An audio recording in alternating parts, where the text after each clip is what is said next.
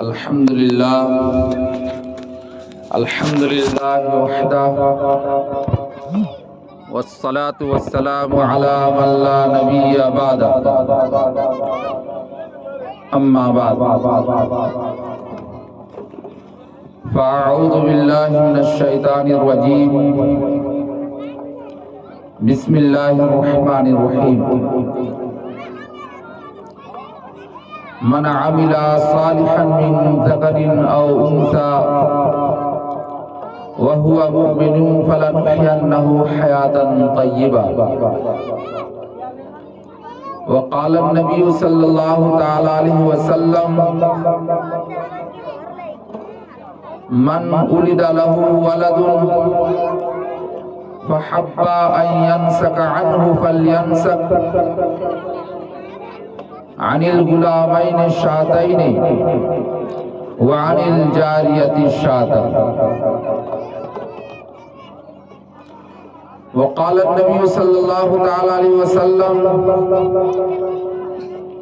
مروا أولادكم بامتثال الأوامر واجتناب النواهي فذلك وقاية لهم من النار او کما قال علیہ الصلوۃ والسلام. نہ ہونے دیں گے ہرگز منتشر ہم اپنی وحدت کو، نہ ہونے دیں گے ہرگز منتشر ہم اپنی وحدت کو، بدل سکتا نہیں کوئی بھی قانون شریعت کو. نہ ہونے دیں گے ہرگز منتشر ہم اپنی وحدت کو، بدل سکتا نہیں کوئی بھی قانون شریعت کو. خدا شاہد ہے کسی سے نہیں ہے دشمنی ہم کو، خدا شاہد ہے کسی سے نہیں ہے دشمنی ہم کو، مگر مذہب سے پیاری نہیں ہے زندگی ہم کو. خدا شاہد ہے کسی سے نہیں ہے دشمنی ہم کو، مگر مذہب سے پیاری نہیں ہے زندگی ہم کو. اگر مذہب پہ آنچ آئی تو ہم شمشیر برآں ہیں، اگر مذہب پہ آنچ آئی تو ہم شمشیر برآں ہیں. برہنہ تیغ ہے تلوار ہے یعنی مسلمان ہے. ہم اپنے خون کے چھینٹوں سے یہ اعلان کرتے ہیں، ہم اپنے خون کے چھینٹوں سے یہ اعلان کرتے ہیں کہ دین مصطفیٰ پر اپنی جان بھی قربان کرتے ہیں. واجب الاحترام حاضرین مجلس، آج کا یہ عظیم شان پروگرام سرزمین ترک و جوری ضلع جام تاڑا صوبہ جھارکھنڈ میں 13 مارچ 2023 بروز اتوار بڑے تسک و احتشام اور آب و تاب کے ساتھ جناب خلیل احمد صاحب کے یہاں ان کے پوتا اور پوتی کے عقیقہ کے نسبت پر منعقد ہو رہا ہے. آپ حضرات نے ان کی دعوت پر لبیک کہا. میں اللہ کی بارگاہ میں دعا گو ہوں کہ اللہ تعالیٰ آپ حضرات کی اس آمد و تشریف آوری کو قبول فرمائے اور ان کو توشائے آخرت بنائے. آمین ثم آمین. تمام قسم کی حمد و ثنا لائق و زیبا ہے اللہ جل شانہ کے لیے، جس نے پوری کائنات اور اس کے ذرے ذرے کو پیدا فرمایا. درود و سلام ہادی سبل مولا کل ختم الرسول احمد مجتبی محمد مصطفیٰ صلی اللہ تعالیٰ علیہ وسلم کی ذات گرامی پر، جو پوری دنیا کے لیے رشد و ہدایت بن کر تشریف لائے. اللہ تبارک و تعالیٰ نے انسانوں کو بے شکر مہار نہیں چھوڑا.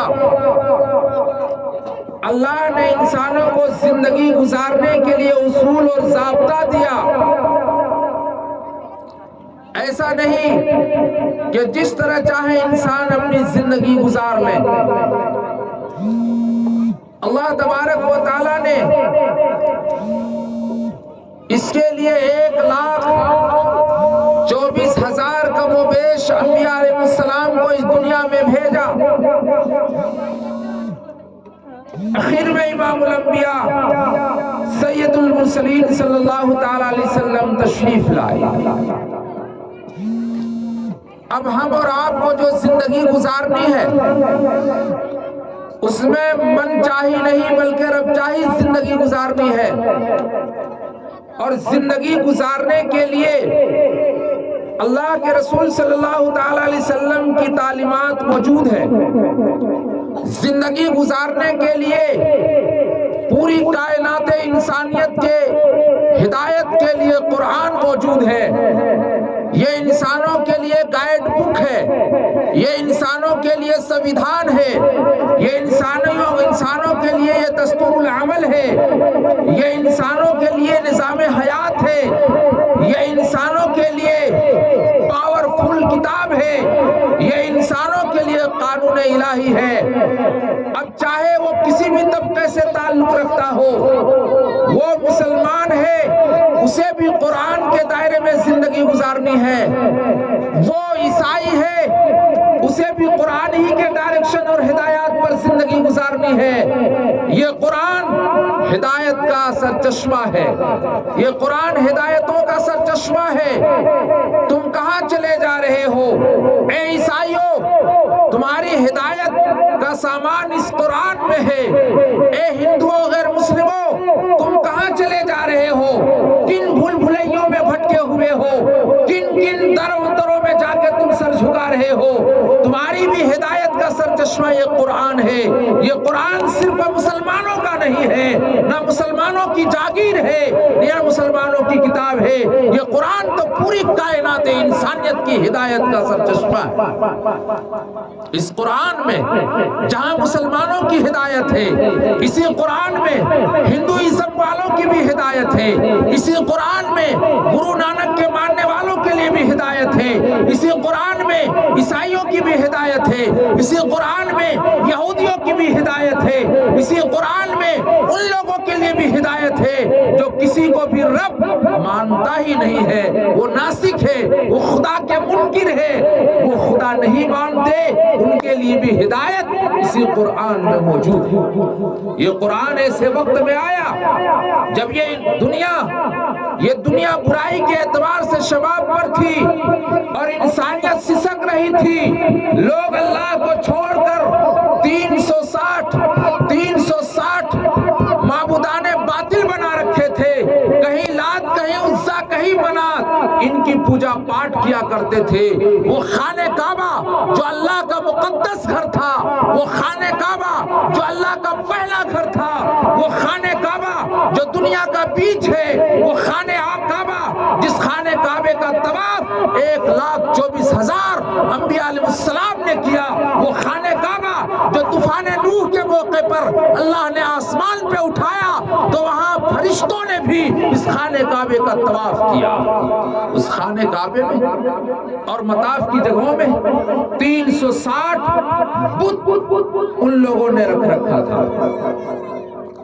ان 360 بت کی وہ پوجا پاٹ کیا کرتے تھے۔ وہاں تو عالم یہ تھا کہ ہر قبیلے کا ایک الگ الگ بت اور خدا تھا، ہر قبیلے الگ الگ خدا بنا رکھا تھا۔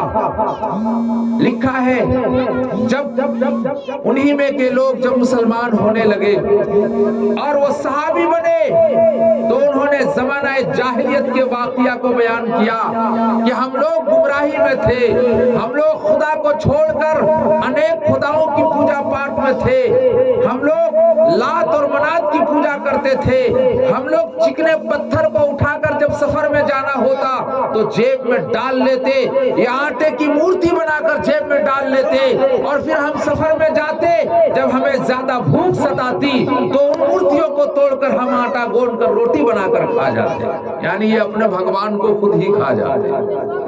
یہ تو عالم۔ اور میں جب ہم ان پتھروں کو لے کر جیب میں چلتے جہاں اس سے زیادہ خوبصورت پتھر ملتا تو ہم پھر یہ جیب کے پتھر کو باہر نکال کر، جن کو ہم نے بھگوان سمجھ کر جیب میں ڈال رکھا تھا، باہر پھینک دیتے اور وہ خوبصورت اور چمکتا پتھر کو پھر بھگوان سمجھ کر جیب میں ڈال لیتے۔ وہ اپنے واقعات زمانہ جاہلیت کے بیان کرتے ہیں کہ حلال اور حرام کی تمیز نہیں تھی، ہم لوگ حلال اور حرام کو نہیں جانتے تھے، ہم لوگ ان جانوروں کو بھی استعمال کر لیتے تھے، ان جانوروں کا بھی گوشت کھاتے جن جانوروں کو کھانے کے لیے فرمایا کہ منع ہے، حرام ہے، اس کو کھا نہیں سکتے، اور ہم ان جانوروں کو بھی کھا لیتے جن کا گوشت حلال تھا، ان کا بھی گوشت کھا لیتے جن کا حرام تھا، یعنی حلال اور حرام کی تمیز نہیں تھی۔ وہ بیان کرتے وہاں کا تو عالم تھا کہ ایک قبیلے والوں نے ایک بت بنا رکھا ہے تو دوسرے قبیلے والوں نے اس سے ایک جدا بت بنا رکھا ہے کہ ہم تیرے خدا کی عبادت، تو تیرے بھگوان پرمیشور کی عبادت کیوں کریں، ہم تو الگ اپنا معبود بنا رکھے، ہم اس کی عبادت اور پوجا پاٹ کریں۔ قبیلہ کا ایک جدا تھا، کسی کا حبل تھا، کسی کا صفا تھا، وہ عزا پہ یہ نالا پر فدا تھا، اسی طرح گھر گھر نیا ایک خدا تھا، اسی طرح گھر گھر نیا ایک خدا تھا، الگ الگ خدا بنا کر کے رکھے تھے، ان کی پوجا پاٹ کیا کرتے تھے، مگر اللہ نے ہدایت دی اور اس بندہ قوم کو وہ عروج ملا کہ دنیا بھی اش اش کرنے لگی، دنیا بھی اش اش کرنے لگی، جسے کل تک لوگ جوہلان عرب کہا کرتے تھے، جسے کل تک اونٹ چرانے والے کہا کرتے تھے، جن سے کل تک ان کو منگنیوں میں کھیلنے والا کہا کرتے تھے، آج وہ فل پاور میں آ گئے، آج وہ تاج و تخت کے مالک بن گئے، آج جب ان کے ہاتھ میں حکومت آئی تو پھر وہ آدھی دنیا پر اسلام کا جھنڈا لہرا دیا۔ حضرت عمر رضی اللہ تعالیٰ عنہ نے عدل و انصاف کو دکھایا کہ دنیا جب حضرت عمر رضی اللہ تعالیٰ عنہ کی عدل و انصاف کو دیکھتی تو بغیر کسی دلیل کے اسلام قبول کرنے پر مجبور ہو جاتی۔ ابھی تو دنیا دلیل مانگتی، تو حضرت عمر رضی اللہ تعالیٰ عنہ تو وہ صحابہ کرام آج اس دین کی قدر اس لیے نہیں ہے کہ ہم نے خون سے اس دین کو سینچا نہیں، قربانی سے اس دین کو سینچا نہیں، اس دین کی قدر اگر تجھے معلوم کرنی ہے جا کے حضرت بلال سے پوچھو جن کو تپتی ریت میں لٹایا گیا، اس دین کی قدر و منزلت کو اگر تجھے معلوم کرنا ہے حضرت سمیہ رضی اللہ تعالیٰ عنہا سے جا کر پوچھو جن کو دین اسلام کی خاطر 12 ٹکڑے کیے گئے، اس دین کی قدر اگر تجھے معلوم کرنی ہے زنیرہ سے جا کر پی لو جن کی آنکھیں نکال کر چوراہے میں پھینک دی گئی، یا جنگ بدر میں جا کر دیکھو 14 صحابہ کو شہید کر دیا گیا، اس دین کی قدر اگر معلوم کرنا ہے تو جا کے صحابہ سے پوچھو کتنی بڑی قربانی دینی پڑی، تب جا کر کے یہ دین اسلام آج ہمارے گھروں میں آیا، تو آج ہم اس کی قدر نہیں کرتے، آج ہم اس کی قدر نہیں کر رہے ہیں، اور آج غفلت کی زندگی میں ہم پڑے ہوئے ہیں۔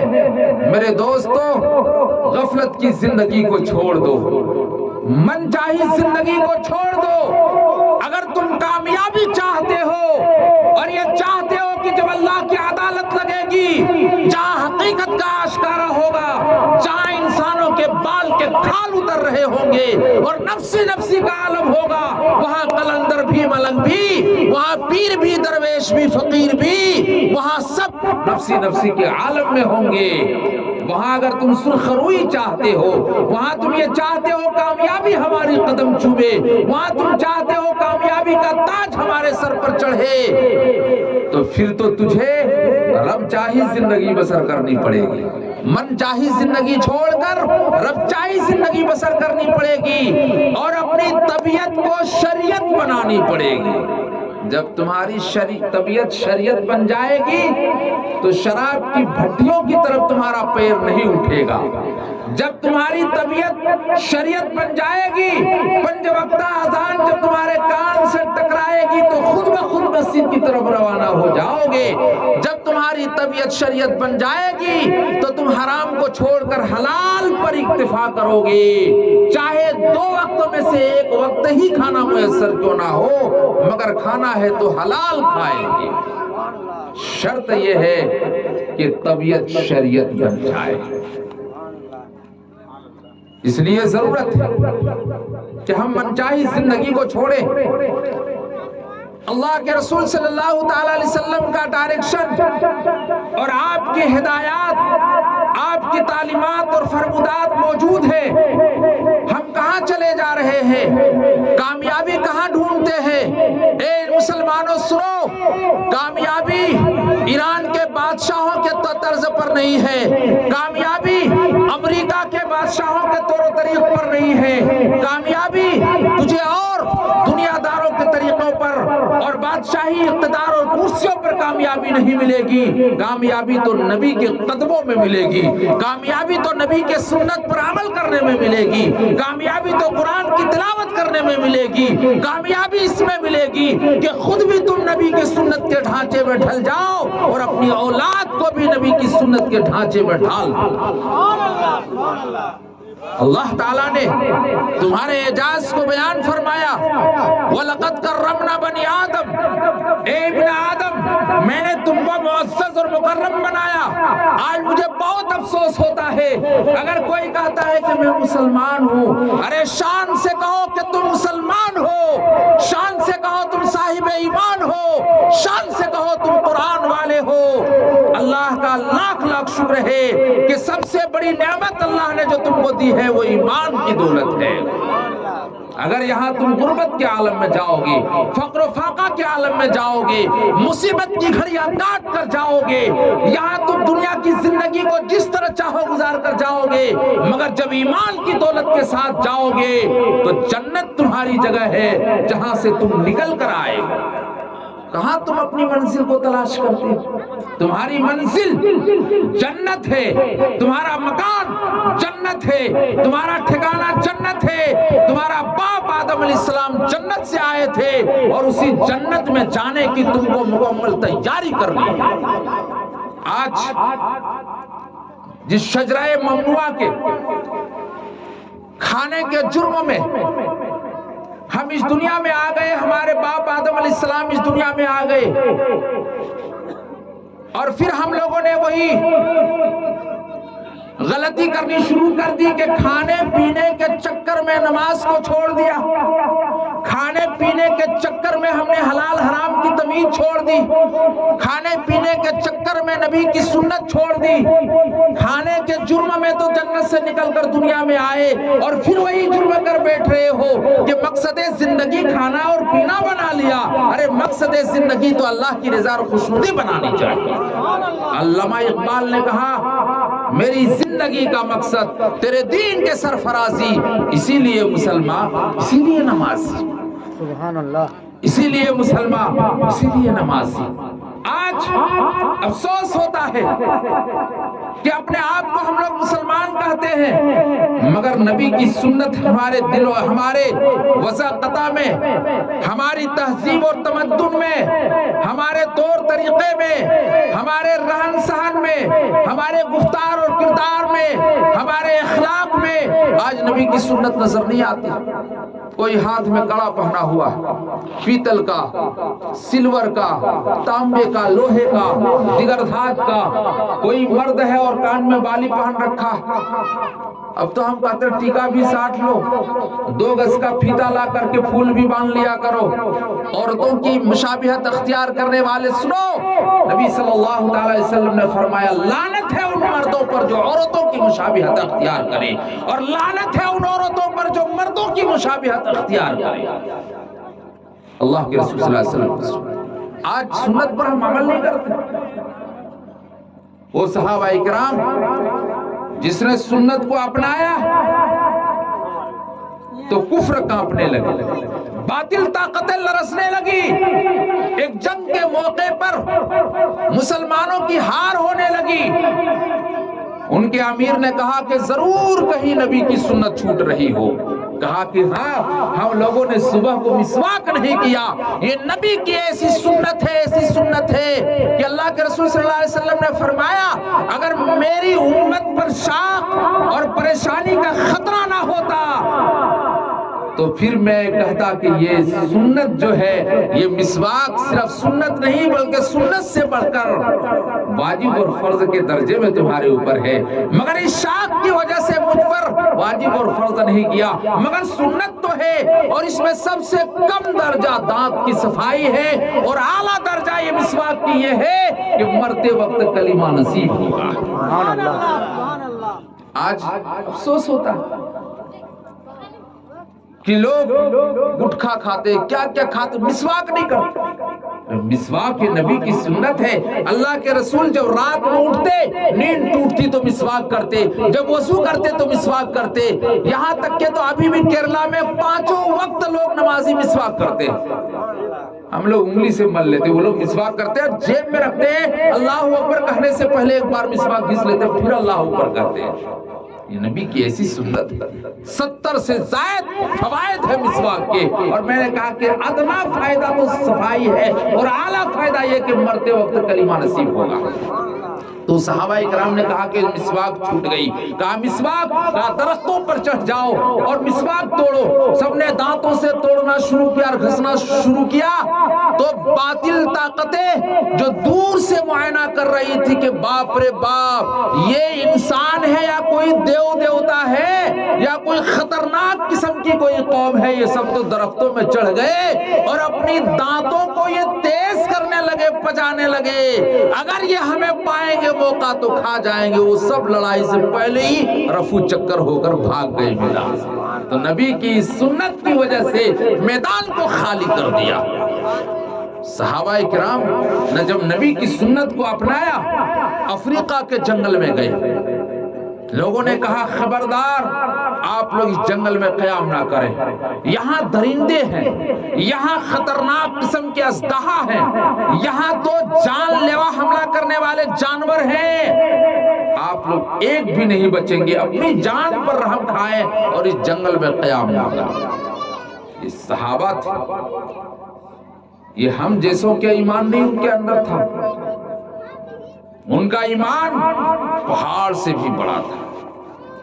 وہ اتنے پکے مسلمان تھے، وہ ڈرنے والے ان جانوروں سے نہیں، وہ تو اللہ پر بھروسہ کرتے تھے.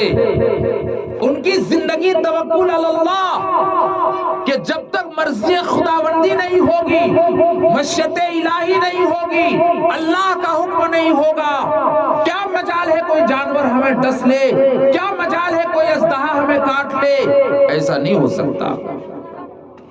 ایک صحابی درخت پر چڑھے اور اعلان فرمایا کہ جنگل کے موذی جانوروں سن لو، غلامان مصطفیٰ ہوں، اور یہ پیغام ہے کہ اس جنگل کو ہم اسلامی چھاؤنی بنائیں گے، قلعہ بنائیں گے. آج رات قیام ہوگا اور بھی رات یہاں ہم قیام کریں گے. خبردار اگر کسی جانور نے ہمیں تکلیف پہنچائی، تم تمام اس جانوروں سے نکل کر جنگل سے نکل کر چلے جاؤ. تمام کے تمام وہ موذی جانور، اژدہا، سانپ، بچھو، شیر، چیتے، بھالو، سب نے جانور کو خالی کر دیا. دنیا دیکھ کر دنگ رہ گئی. ایک موقع پر یہ گئے تو کافروں نے پل توڑ دیا، پل توڑ دیا. صحابہ کرام کے جو امیر تھے اس نے کہا کہ ہم لوگ اللہ کے لیے لڑائی لڑنے جا رہے ہیں، جہاد کرنے جا رہے ہیں، تم لوگوں کی کیا رائے ہے کہ ہم پل پر چلیں گے؟ پل تو کافروں نے توڑ دیا. اللہ کا نام لو اور سمندر میں گھوڑا ڈال دو. اسی کو علامہ اقبال نے کہا دشت تو دشت ہے دریا بھی نہ چھوڑے ہم نے، بحر ظلمات میں دوڑا دیے گھوڑے ہم نے. اللہ کا نام لیا اور بسم اللہ کہہ کے گھوڑا ڈال دیا سمندر میں. جب پار ہوئے کہا خدا کی قسم ایسا معلوم ہو رہا تھا کہ ہم رنگریز میں اور پتھروں میں اور پہاڑوں میں چل رہے ہیں، ہمیں تو پتہ ہی نہیں چلا کہ ہم پانی میں چل رہے ہیں. اتنا بڑا ایمان. उस वक्त सुपर ताकत, अभी तो सुपर ताकत तुम अमेरिका को कहते हो, और हम कहते हैं अमेरिका जैसा बुज़दिल दुनिया में कोई और हुकूमत नहीं है। उसे पूछो कि जिहाद किसे कहते हैं, उसे पूछो कि ईमान की ताकत किसे कहते हैं, उसे पूछो कि मुसलमान किसे कहते हैं, वो बताएंगे बाप हम जानते हैं मुसलमान किसे कहते हैं। हमने अफगानिस्तान में देखा, हमने जिसको नहित्ता समझा, जिसको गरीब समझा, जिसको फकीर समझा, जिसको हमने समझा ये निहत्ते हैं, 20 साल तक वो हमको नचाते रहे, दौड़ाते रहे, मारते रहे, आखिरकार हम लोगों को दुम दबा कर भागना पड़ा। अमेरिका से पूछो कि जिहाद किसे कहते हैं, अमेरिका से पूछो कि ईमानी ताकत किसे कहते हैं, अमेरिका से पूछो कि मुल्ला और मौलवी किसे कहते हैं, उसे जाकर के पूछो। मगर वो दबे थे। अल्लाह अल्लाह, ईमान हो तो अफगानिस्तान के बहादुरों की तरह ईमान पैदा करो। बाहर के उस जमाने में सुपर ताकत जो थी वो रूम और ईरान, ये किसरा, तो वो रूम और किसरा ये गाहे बगाहे मुसलमानों पर हमला करते, मुसलमानों को चैलेंज करते। मगर जब मुसलमानों ने उनका मुकाबिला किया, उनकी तादाद को नहीं देखा तो वो थर्रा गए। और फातिह ईरान हजरत हुज़ैफा बिन यमान और उक़बा बिन आमिर जब वहां गए तो मुज़ाकरात के लिए इन लोगों को बुलाया, तो मुज़ाकरात के लिए बुलाया तो उक़बा बिन आमिर जब दाखिल होने लगे तो दूर से पैदल चलकर गए थे, तो कपड़ा मेला कुचेला था, कहा कि हम लोग अंदर नहीं जाने देंगे। कहा क्यों? कहा कि ये किसरा का दरबार है, ये पावरफुल ताकत ये किसरा रखता है, ये किसरा के दरबार में किसी चीज की कमी नहीं है, यहाँ उम्दा और शानदार लिबासें हैं, पोशाकें हैं, तो हम एक जुब्बा कुब्बा उतारते हैं, उसको पहन करके आप शान के साथ आए। कहा कि किसरा के दरबार में दाखिल होने के लिए अगर दरबारी जुब्बा और कुब्बा हमको पहनना पड़ेगा तो हमें जरूरत नहीं है, हम वापिस जाते हैं। फिर उसे बुलाया और उसी लिबास में वो दाखिल हुए, दस्तरखान लगाया और इनके मेहमान नवाजी के लिए खाना लाया, खाने के लिए बैठ गए। खाते खाते खाते खाते हुज़ैफा बिन यमान रज़ियल्लाहु ताला अन्हु के हाथ से एक नेवा दस्तरखान में गिर गया, उसे झाड़ा और उसने खाना शुरू कर दिया। उनके बगल में एक सिपाही बैठा हुआ था, उसने कुहनी मारा और कहा ये तो बादशाह का दरबार है, यहाँ उम्दा किस्म के खाने हैं, यहाँ कमी किसी चीज की नहीं, जो लुकमा गिर गया तो गिर गया, अगर ये लुकमा उठाते देख लिया तो लोग हंसेंगे आप लोगों के ऊपर, क्या कहेगी दुनिया। हुज़ैफा बिन यमान ने उस वक्त फरमाया अतरुकु सुन्नत रसूलिल्लाह सल्लल्लाहु अलैहि वसल्लम लिहाउलाइल हुमका, अरे दस्तरखान में अगर लुकमा और निवाला गिर जाए तो उसे झाड़ कर धो कर खा लेना, ये तो मेरे नबी की सुन्नत है, हम इन बेवकूफों की वजह से नबी की सुन्नत छोड़ दें। कितनी तारीखी बात बताई, इन बेवकूफों और गवार और जाहिलों की वजह से नबी की सुन्नत छोड़ दें। आज हमने दुनियादारों की वजह से नबी की सुन्नत को छोड़ दिया, आज दुनियादारों की वजह से नबी की बेशुमार सुन्नतें आज हमारी जिंदगी में नहीं है, मफकूद है।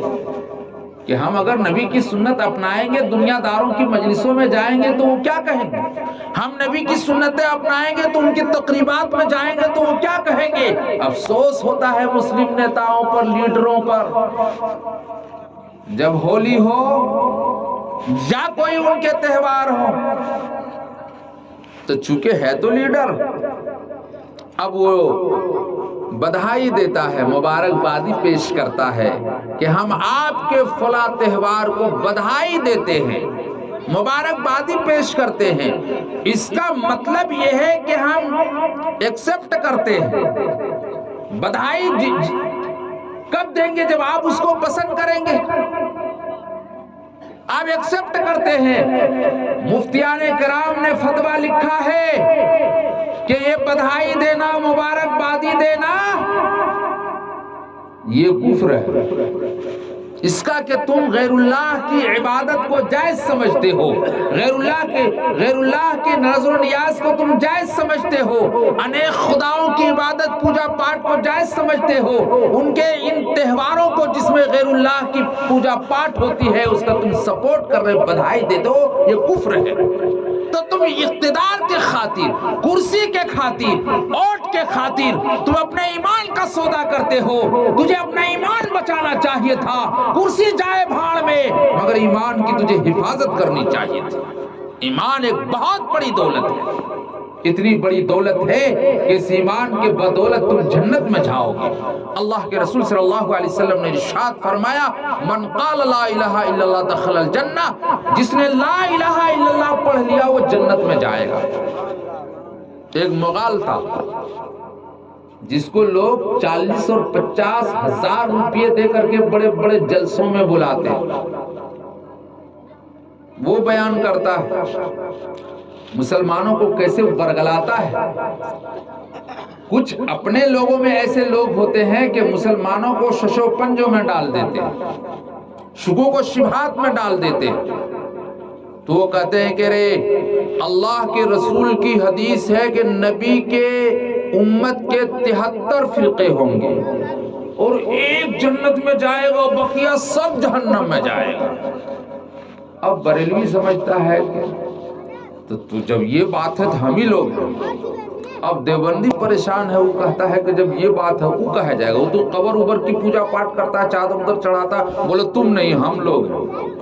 اب یہ لوگ دیکھا، اہل حدیث دیکھا کہ کہا یہ لوگ کیا رہے، یہ لوگ تو سب ایک ہی ہے، امام ابو حنیفہ کے مقلد ہے، یہ لوگ سب تو مسارا بھائی آپس میں، یہ لوگ کیسے جائے گا؟ ہم لوگ جائیں گے، ہم لوگ توحید و سنت کو ماننے والے، شرک سے بچنے والے۔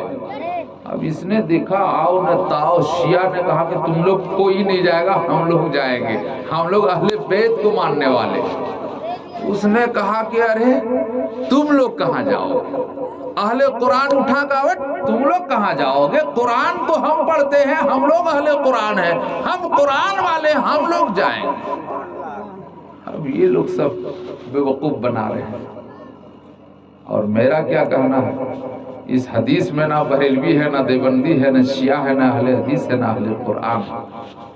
اس حدیث میں فرمایا ما انا علیہ وسلم، جس کی زندگی میں نبی کا طریقہ ہوگا اور جو نبی کے طریقے پر چلے گا اور صحابہ کے طریقے پر چلے گا، اصحابی کا نجوم بیائہم اقتدیتم اہتدیتم، میرے تمام کے تمام صحابہ ستارے کے مانند ہے، جن کی بھی تم پیروی کرو گے ہدایت یافتہ ہو جاؤ گے، ہدایت کے راستے میں چلنے والوں میں تمہارا شمار ہوگا۔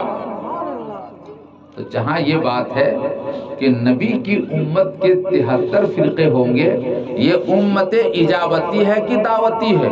دنیا میں جتنے انسان ہیں اور جتنے مذاہب کے لوگ ہیں، چاہے وہ کسی بھی دھرم کو مانتا ہو، سب نبی کے امت۔ ہم مسلمان نبی کے امت، ہندو بھی نبی کے امت۔ اب اس میں جتنی قوم ہے، چاہے برہمن ہو، چھتریے ہو، شودر ہو یا کوئی بھی، وہ سب نبی کے امت اور مسلمان بھی نبی کے امت، مگر امت میں فرق ہے۔ ہم امت اجابتی ہے، یعنی نبی کی جو دعوت تھی ہم نے لبیک کہہ دیا، قبول کر لیا، ہم نے اللہ کو ایک مان لیا اور رسول اللہ کو آخری نبی مان لیا۔ تو یہ تو ہم امت اجابتی ہے جس نے نبی کی دعوت کو قبول کر لیا۔ اللہ کے رسول نے فرمایا جس کان نے سن لیا میری آمد ہو گئی، اب میرے آنے کے بعد کوئی عیسیٰ عیسیٰ موسیٰ موسیٰ کہے گا تو وہ جنت میں نہیں جائے گا، جہنم میں چلا جائے گا، اس لیے اس کا دور ختم ہو گیا۔ اب میرا دور شروع ہوا، یعنی حضور کا دور شروع ہوا۔ اب حضور کی رسالت کو تسلیم کرنا ضروری ہے۔ تو کہنے کا مطلب، لگتا ٹائم ہو گیا ہے، تو امت کی دو قسمیں، دو امت اجابتی یعنی ہم لوگوں نے قبول کر لیا، امت دعوتی یعنی نبی کی یہ دعوت ان کے لیے بھی ہے، یہ قرآن ان کے لیے بھی ہے، حدیث مبارکہ نبی کی تعلیمات ان کے لیے بھی ہے، مگر وہ ابھی سوچ میں ہے، بھول بھلیا میں ہے، 33 کروڑ دیوتاؤں کے پیچھے بھاگا ہوا ہے، حالانکہ وہ بھی میرے نبی کی امت ہے۔ وہ امت دعوتی ہے، ہم امت اجابتی ہیں۔ یہاں جو 73 فرقہ کہا تو یہ امت دعوتی والا ہے کہ امت اجابتی کا فرقہ؟ یہ بات ہم کو وہ نہیں سمجھائے گا جو 50,000 لے کر جاتا ہے، وہ بات ہم سمجھائیں گے، مولانا خورشید سمجھائیں گے۔ وہ امت اجابتی کا فرقہ ہے، یعنی مسلمانوں کا یہ 73 فرقہ ہے۔ ان میں ایک جنت میں جائے گا کا مطلب دیوبندی، بریلوی، اہل حدیث، شیعہ، اہل قرآن نہیں ہے۔ ایک فرقہ جنت میں جائے گا کا مطلب یہ ہے کہ اول مرحلہ پہلے ہی صفت میں جنت میں چلا جائے گا، تو ہو نہ ہو اس میں دیوبندی بھی کچھ ہوں گے، کچھ بریلوی بھی ہوں گے، کچھ اہل حدیث بھی ہوں گے، کچھ اچھے عقیدے والے بھی ہوں گے، جنہوں نے اللہ کے رسول کی سنت پر اپنی زندگی گزاری ہوگی، صحابہ کے طریقے پر اپنی زندگی بسر کی ہوگی، تو وہ ایک ہوگا۔ ہم لوگ سب یہاں جمع ہے، سب فرقے کے ہیں۔ اب یہاں امتحان شروع ہو جائے تو کوئی ضروری ہے کہ صرف دیوبندی جیتے گا، بریلوی نہیں جیتے گا؟ اب سب کو کہے گا چل آپ معنا علی و اصحابی، میرے نبی کے طریقے پر زندگی آپ نے گزاری ہے اور صحابہ کے طریقے پر، ہاں چلیے وہاں، آپ نے نہیں چلیے ادھر، تو اس میں تو سب فرقے کے آئے گئے۔ تو وہاں تو ایک جماعت جو بنائی جائے گی وہ مولویوں کی بنائی ہوئی جماعت نہیں، وہ تو حشر کے میدان میں یہ جماعت بنے گی جو پہلے ہی صفت میں جنت میں جائے گی، یعنی ان کو جہنم کی تو ہوا اور دھواں بھی نہیں لگے گا، اور یہ جنت میں پہنچ جائیں گے اول مرحلہ میں۔ بقیہ تو اس میں چور بھی تھا، بے نمازی بھی تھا، سودخور بھی تھا، رشوت خور بھی تھا، قاتل بھی تھا، شرابی بھی تھا، ATM مارنے والا بھی تھا، زنا کرنے والا بھی تھا، دوسروں کی زمین کو غصب کرنے والا بھی تھا۔ یہ سب گناہ کو کاٹنا پڑے گا جہنم میں جا کر کے۔ من ترک الصلاۃ متعمدا فقد کفر، جس نے جان بوجھ کر ایک نماز چھوڑ دی اسے 83 برس جہنم میں جلنا پڑے گا۔ یہ جا کر جلو اور جل کر اپنے گناہ کو بھسم کرو، پاک صاف ہو کر کے تم جنت میں جاؤ گے۔ اس لیے جنت میں تم جاؤ گے کہ تم نے لا الہ الا اللہ پڑھا تھا۔ من قال لا الہ الا اللہ دخل الجنہ، جس نے لا الہ الا اللہ پڑھ لیا وہ جنت میں جائے گا۔ تو یہ 72 فرقے جو پیچھے ہٹ گئے تھے اور اپنے گناہ کے سبب، خواہ وہ عقائد فاسدہ کی وجہ سے ہو یا گناہ کبیرہ کی وجہ سے ہو، وہ جہنم میں جلے گا پھر جنت میں جائے گا۔ تو اب اس کا مطلب یہ ہوا کہ 73 کے 73 فرقہ جنت میں پہنچ گیا۔ یہ ہے تشریح۔ اس لیے ان مولویوں کو چکر میں مت آئی، وہ تو 40-50 ہزار کے چکر میں ہے، وہ اتنی باریکی بات آپ کو نہیں ملا بتائے گی۔ وہ جو ہے کہ ایک فرقہ جنت میں جائے گا کا مطلب وہ ایک جماعت تیار ہوگی جو ما انا علیہ واصحابی، بالکل پاک صاف ستھرا، متقیوں کی، شہداء کی، صالحین کی، نمازیوں کی، حاجی کی، غازی کی، صوفیوں کی، اہل اللہ کی۔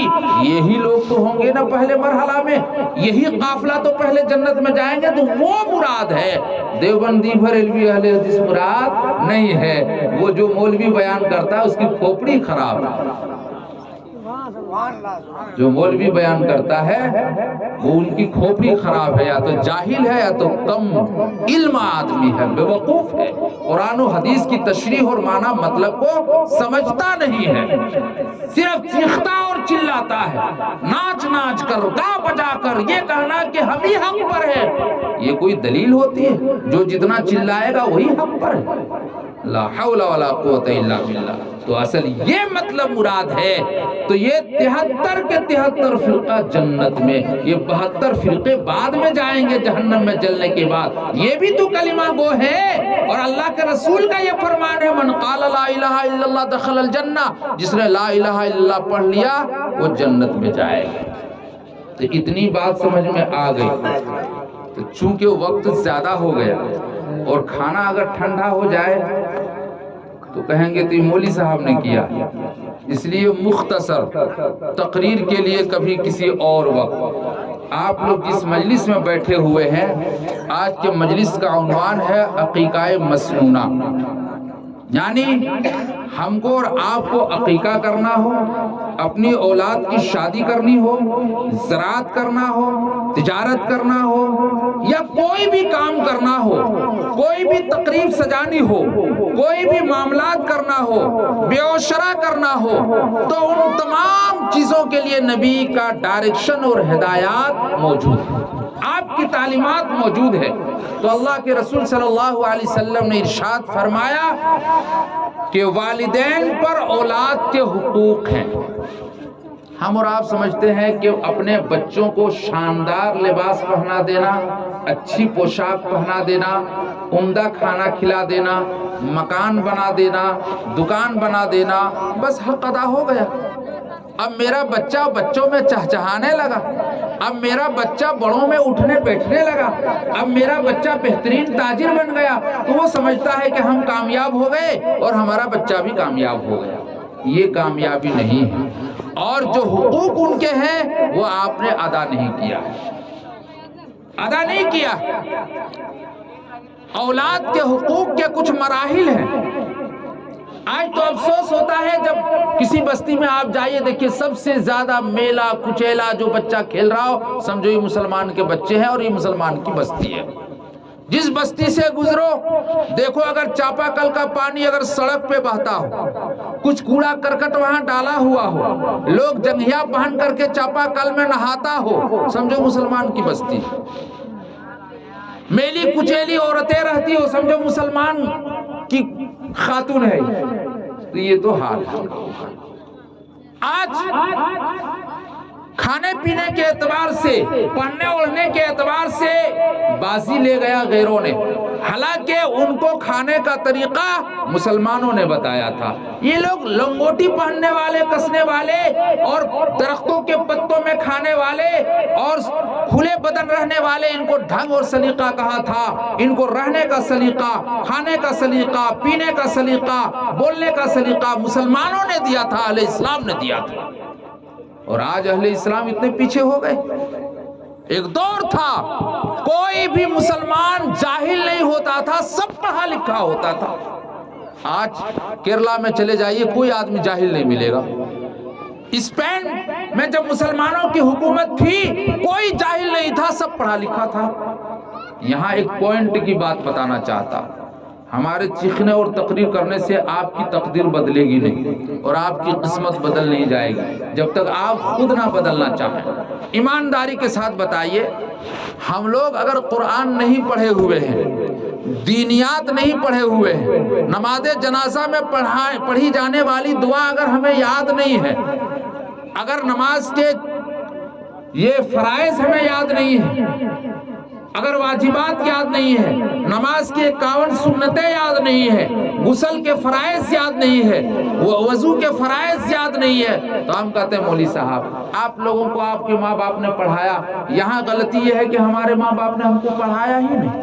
آپ پڑھایا تو اسکول کالج میں جانے لگے، مولوی صاحب کے پاس نہیں گئے، اس لیے ہم نہ نورانی قاعدہ پڑھنے جانتے ہیں، نہ قرآن پڑھنے جانتے ہیں، نہ اردو پڑھنے جانتے ہیں، اس لیے دین کی باتوں سے ہم نہ واقف ہیں۔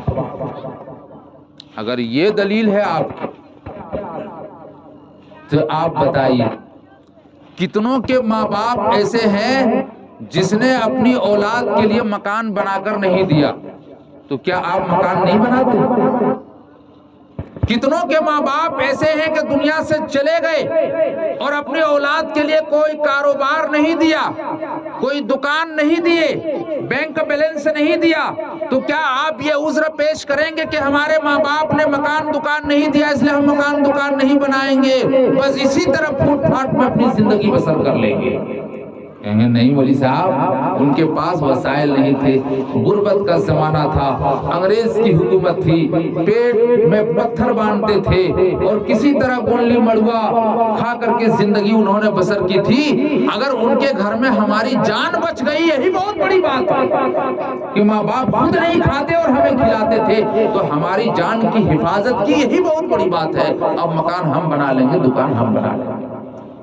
تو پھر جب یہ عذر وہاں آپ پیش نہیں کرتے ہیں تو آپ کے ماں باپ نے اگر آپ کو قرآن نہیں پڑھایا اور آپ کی عمر کہیں 40 سال 50 سال 60 سال 70 سال ہے اور آپ قرآن پڑھنے نہیں جانتے ہیں تو یہ ماں باپ کی غلطی ہے کہ آپ کی غلطی ہے؟ یہ ماں باپ کی غلطی نہیں ہے، آپ کی غلطی ہے۔ اللہ کے رسول صلی اللہ علیہ وسلم کا فرمان ہے اطلبوا العلم من المہد الی اللحد، کہ علم حاصل کرو ماں کی گود سے لے کر قبر میں پیر لٹکے جانے تک، یعنی قبر میں چلے جانے تک۔ تو معلوم ہوا پڑھنے کی کوئی عمر نہیں ہوتی، پڑھنے کی کوئی عمر نہیں ہے۔ اسلام میں ہے کہ پوری زندگی پڑھو، اور آج ہم نے پڑھنے کی عمریں بنا دی۔ یہی وجہ ہے کہ ہم میں سے بہت سارے لوگ جاہل ہیں۔ مسلمان اور جاہل کیسے ہوگا؟ کوئی واقعہ میں سناتا، مولانا کلیم صدیقی صاحب، ابھی پتہ نہیں وہ جیل سے باہر آئے یا نہیں آئے، بڑے اللہ والے ہیں، وقت کے ولی ہیں، اور ان کے ہاتھ پر بے شمار لوگوں نے اسلام قبول کیا۔ دعوت و تبلیغ کا مشن ہے ان کا، بہت ساری قربانیاں ہیں اور اس امت پر بہت سارے احسانات ہیں۔ تو کہنے کا مطلب یہ ہے، ایک بوڑھا آدمی 68 سال کا آدمی مدرسہ میں گیا اور کہا کہ داخلہ فارم دیجئے، تو کہا بچہ کہاں ہے، لائیے۔ کہا کہ مولوی صاحب بچہ نہیں، وہ ہم ہی آئے ہیں داخلہ لینے کے لیے، ہم پڑھیں گے۔ ان کی داڑھی سفید تھی، کہا آپ پڑھیں گے؟ کہا کہ ہاں ہم پڑھیں گے۔ مولوی صاحب نے داخلہ لے لیا، 1 سال پڑھے ہوں گے، بیمار ہو گئے، گھر آ گئے، مگر تعلیم جاری رہی۔ انہوں نے 4-5 سال کے اندر تعلیم حاصل کر لی اور مکمل حافظ قرآن ہو گیا۔ ایک مرتبہ کا واقعہ ہے کہ جب مولانا کلیم صدیقی صاحب اس بستی میں کسی پروگرام میں تشریف لے گئے تو 2-4 آدمی پکڑ کر کے اس بوڑھا کو لایا اور وہ ان کو اسٹیج پر بٹھایا۔ تو اس بوڑھے نے کہا کہ حضرت آپ کے میں شاگرد ہوں۔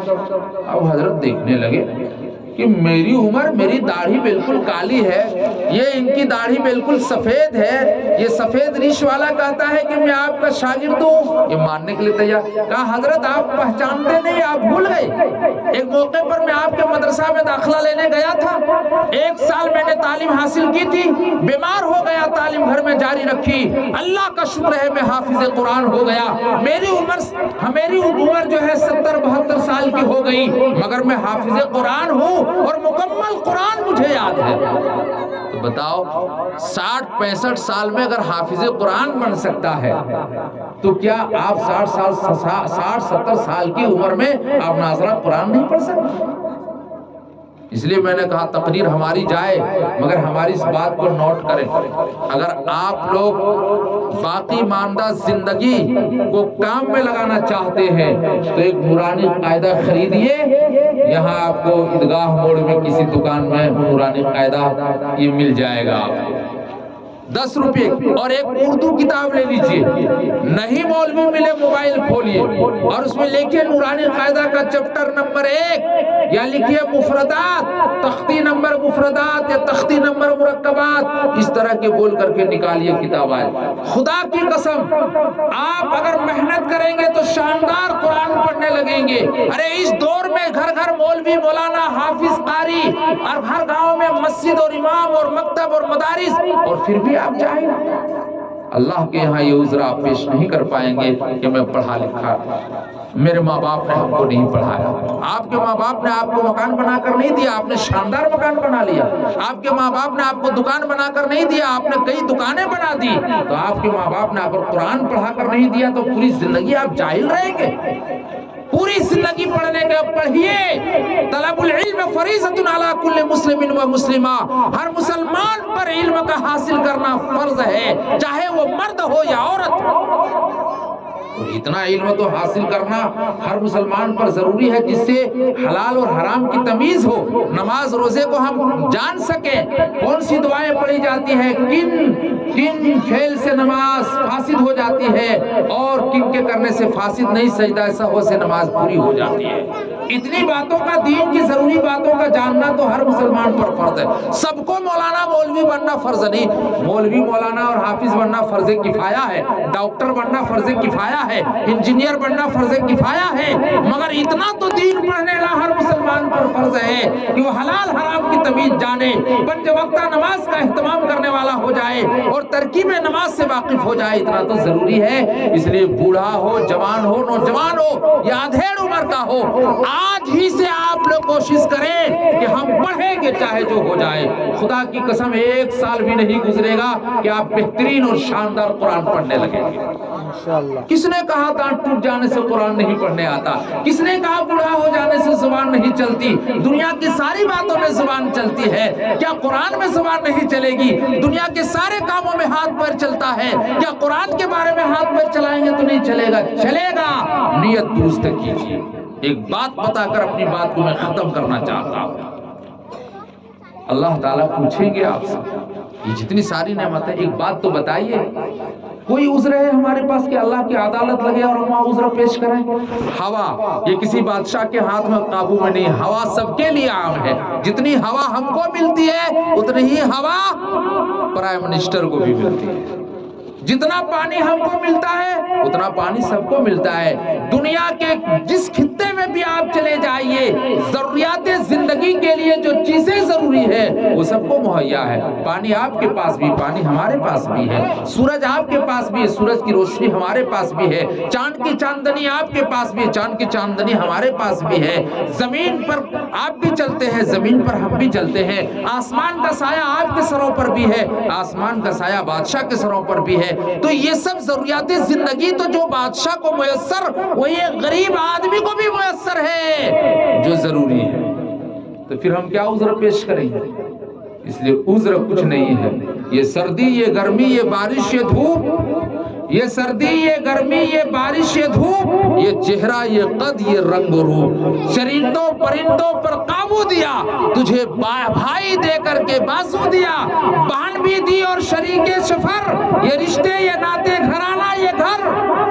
اللہ پوچھے گا نا، ارے سب دیا تھا، بھائی دیا تھا، بہن دی، رشتہ ناتا تھا، گھر گھرانہ تھا، کھیت کھلیان، سب سے ہم نے تم کو نوازا تھا۔ اللہ پوچھے گا یہ سردی، یہ گرمی، یہ بارش، یہ دھوپ، یہ چہرہ، یہ قد، یہ رنگ و روپ، چرندوں پرندوں پر قابو دیا۔ قابو ہے کہ نہیں؟ چرندوں پرندے، یہ تو یہ مرغی ہے جس کو ہم لوگ قابو کر کے روزی کر کے کھاتے ہیں۔ آج انسان تو سورج کو بھی اپنے قید کر لیا کہ شولر کو باہر رکھتا ہے، سورج کی روشنی کو قید کر کے اور بلب جلاتا ہے۔ انسان اتنا بہادر اور طاقتور ہے کہ انسان چاند پر بھی پہنچ گیا۔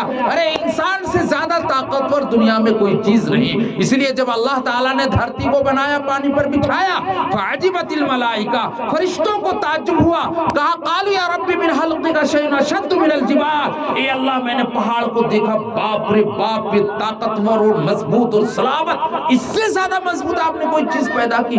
اللہ نے کہا کہ ہاں، پہاڑ ہی کو دیکھ کر کے پریشان ہونے لگا، ارے اس سے زیادہ طاقتور چیز ہم نے پیدا کی۔ فرمایا کیا؟ فرمایا الحدید، وہ لوہا ہے، ہمڑ بناؤ گے تو پہاڑ توڑ دو گے تم اس لوہے سے۔ تو فرمایا قالوا یا رب من خلقک شیء اشد من الحدید، الہ العالمین، لوہا سے بھی زیادہ کوئی چیز آپ نے پیدا کی؟ اللہ نے فرمایا کہ ہاں۔ فرمایا وہ کیا ہے؟ فرمایا کہ النار، وہ کیا ہے؟ آگ ہے۔ یہ سب ہمڑ پتھر کو آگ میں ڈالو تو پانی بنا دیں گے۔ فرمایا قالوا یا رب من خلقک شیء اشد من النار، کہ آپ نے آگ سے بھی زیادہ مضبوط کوئی چیز پیدا کی؟ اللہ نے فرمایا کہ ہاں، الماء، وہ پانی ہے، پانی ڈالو گے آگ بجھ جائے گی۔ قالوا یا رب هل من خلقک شیء اشد من الماء، پانی سے بھی زیادہ مضبوط کوئی چیز آپ نے پیدا کی؟ اللہ نے فرمایا کہ ہاں، وہ کیا ہے؟ الریح، ہوا ہے۔ ہوا جب چلتی ہے تو سمندر کو، پانی کو اٹھا کر لے جاتی ہے اور بستیوں میں برسا دیتی ہے۔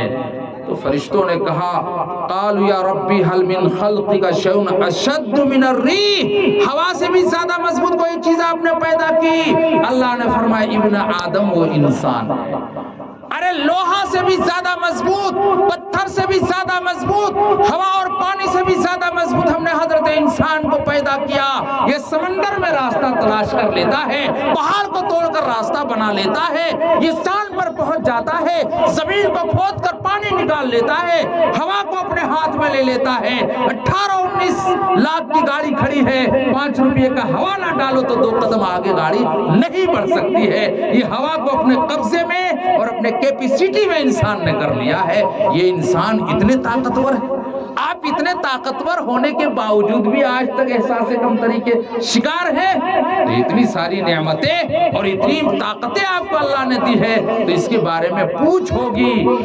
یہ سردی، یہ گرمی، یہ بارش، یہ دھوپ، یہ چہرہ، یہ قد، یہ رنگ و روپ، چرندوں پرندوں پر قابو دیا، تجھے بھائی دے کر کے بازو دیا، تجھے بھائی دے کر کے بازو دیا، بہن بھی دی اور شریک سفر، یہ بس بہن بھی دی اور شریک سفر، یہ رشتے، یہ ناتے گھرانہ، یہ گھر، اولاد بھی دیے اور والدین بھی، کہ الف لام میم قاف عین و غین، کہ الف لام میم قاف عین و غین، عقل و ذہانت، شعور و نظر، یہ بستی، یہ صحرا، یہ خشکی و تر، عقل و ذہانت، شعور و نظر، یہ بستی، یہ صحرا، یہ خشکی و تر، اور اس پر بھی کتاب ہدایت بھی دی، نبی بھی اتارے، شریعت بھی دی، غرض کے سبھی کچھ ہے تیرے لیے، بتا تو نے کیا کیا میرے لیے، کہ اللہ پوچھے گا کہ کیا کیا تو نے میرے لیے۔ اللہ سے دعا ہے کہ اللہ تعالی ہم سب کو کہنے سننے سے زیادہ عمل کی توفیق عطا فرمائے، آمین یا رب العالمین۔ دعا کر لیجیے۔ اللہم صلی علی محمد النبی الامی وعلی آلہ وسلم تسلیما۔ اللہ لا الہ الا هو الحی القیوم وعنت الوجوہ للحی القیوم لا الہ الا انت سبحانک انی کنت من الظالمین۔ یا الہ العالمین، یا اکرم الاکرمین، ہم سب گنہگار ہیں، قصوروار ہیں، اے اللہ ہم سب کے گناہوں کو معاف فرما۔ اے اللہ ہم سب گناہوں کے سمندر میں ڈوبے ہوئے ہچکولے کھا رہے ہیں، اے اللہ اپنی رحمت کی رسی کو ڈال کر ہم سب کو نکال لے، اے اللہ ہم سب دین کے آئے، اللہ ہم سب دن کے اجالوں میں، رات کی تاریکیوں میں گناہ کرنے والے ہیں اور گناہ کر چکے ہیں، ہم سب اقرار مجرم ہیں، دانستہ نادانستہ طور پر ہم لوگوں سے گناہ کا صدور ہوا ہے، اے اللہ تو رحمان ہے، اے اللہ تو غفار ہے، تو ستار ہے، ہم سب آپ کے پیارے لاڈلے محمد صلی اللہ علیہ وسلم کے امت میں ہے، اے اللہ ان کے صدقے میں ہم سب کے گناہوں کو معاف فرما، ہم سب کی کمی کوتاہیوں کو معاف فرما، اے اللہ ہم سب کے گناہوں کو معاف فرما۔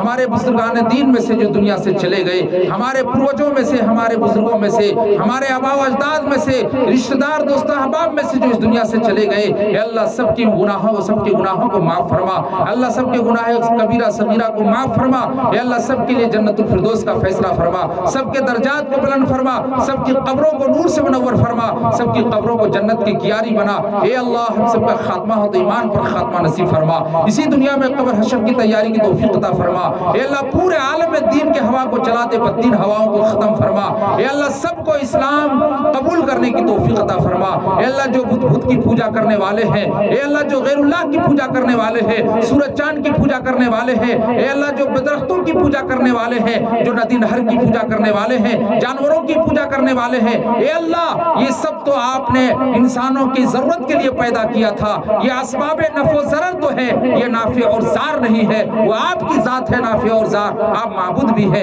آپ خالق بھی ہے، آپ مالک بھی ہے، آپ پالنہار ہے، اے اللہ تو سب کو ایمان کی توفیق عطا فرما، اے اللہ سب کو ایمان